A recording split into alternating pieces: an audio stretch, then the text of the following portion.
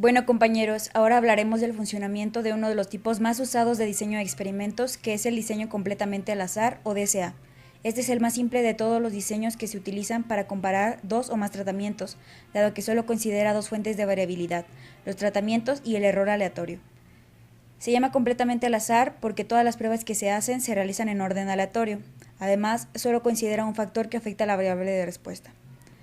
Para ejemplificar esto haremos uso del siguiente problema, el cual nos dice que en una organización se investiga el efecto de 4 métodos de ensamble A, B, C y D sobre el tiempo de ensamble en minutos. Como podemos observar, los tratamientos son cada uno de los 4 métodos de ensamble y la variable de respuesta es el tiempo de ensamble en minutos. Ellos decidieron hacer un diseño balanceado y realizar el mismo número de pruebas a cada tratamiento. Hicieron 4 veces cada uno de los métodos de ensamble, dando un total de 16 pruebas, las cuales se hicieron en orden aleatorio. Y como ya dijimos, este diseño solo considera un factor. Es por eso que este ejemplo supone que además del método de ensamble no hay ningún otro factor que influya de manera significativa sobre el tiempo de ensamble. Este es el modelo estadístico del DCA. Para no hacer el video más largo, aquí se presenta el significado de cada uno de los elementos de la ecuación, pero de manera general y como ya se dijo, solo toma en cuenta dos fuentes de variación, que es el tratamiento y el error. Entrando un poco más de lleno al funcionamiento, el diseño completamente al azar se basa en el análisis de varianza ANOVA, en donde de la varianza total se separa la variabilidad debida a los tratamientos y la variabilidad debida al error. Esto para determinar si existe una diferencia significativa entre los tratamientos o no, y para esto se compara la varianza del tratamiento contra la varianza del error y se determina si la primera es lo suficientemente alta según la distribución de Fisher. Sí, se concluye que los tratamientos tienen efecto. La manera de realizar esto la veremos un poco más adelante. Antes de continuar, también queremos hablar de la notación de puntos, ya que es usada en el ANOVA para representar de manera abreviada sumas y medias que se obtienen a partir de los datos.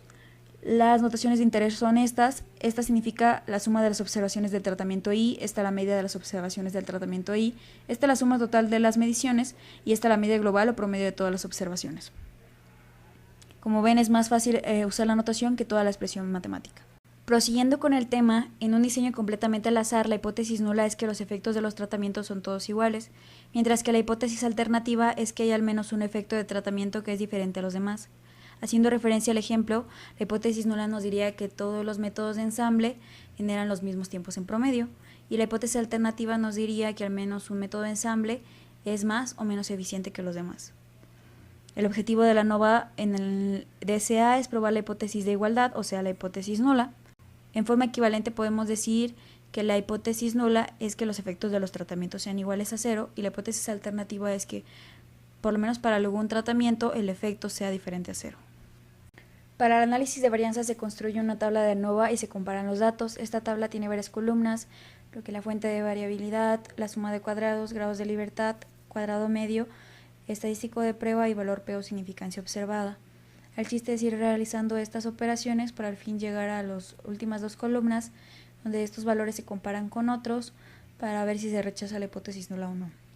Para un nivel de significancia alfa prefijado se rechaza la hipótesis nula si el estadístico de prueba o f subíndice 0 es mayor que el estadístico obtenido en las tablas Fisher usando el alfa y los grados de libertad de cada una de las fuentes de variabilidad, o también se rechaza la hipótesis nula si el valor P es menor que el nivel de significancia alfa.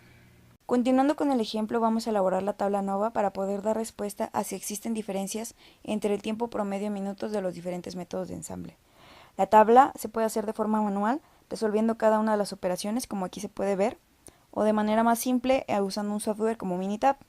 Para obtener el ANOVA en Minitab vamos a poner en la hoja de trabajo los resultados obtenidos para cada tratamiento, después nos vamos a estadística, ANOVA, un solo factor, y seleccionamos la opción que dice que los datos de respuesta están en una columna separada para cada tratamiento. En respuesta ponemos cada una de las columnas, ya que el problema no nos dice explícitamente qué nivel de confianza usar, lo común es usar el 95% para que nos dé un nivel de significancia del 5%. Nos puede arrojar varias cosas, en este caso solo vamos a seleccionar el análisis de varianza, y en gráficas también nos puede dar varias, solo vamos a seleccionar la gráfica de intervalo que vamos a usar un poco más adelante. Damos clic en aceptar. Y como pueden ver, nos da de manera simple y rápida la tabla de ANOVA. Ya que tenemos la tabla de ANOVA, ya sea de forma manual o en Minitab, como ya habíamos dicho, hay dos formas de saber si se rechaza o no la hipótesis nula. Una es ocupando el valor P, ya que en este caso es menor que el nivel de significancia que usamos, se rechaza la hipótesis nula. Y la otra forma es usando el estadístico de prueba F subíndice 0, que nos dio un valor de 9.42, contra lo obtenido en las tablas de Fisher usando el nivel de significancia, que en este caso es 5%, y los grados de libertad de cada fuente de variación, que es 3 y 12. Da 3.49. Ya que 9.42 es mayor que 3.49, entonces se rechaza la hipótesis nula y se concluye que sí hay diferencia o efecto de los métodos de ensamble en cuanto al tiempo promedio. Por último, para concluir el DCA, si se rechaza la hipótesis nula mediante la ANOVA y se concluye que sí hay diferencia entre los tratamientos, lo que prosigue es evaluar cuáles son los tratamientos diferentes entre sí y de qué manera.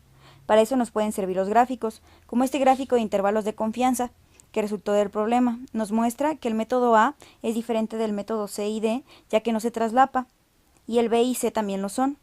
También nos dice que al parecer el método A es el mejor método, ya que estadísticamente sus tiempos son menores a los demás.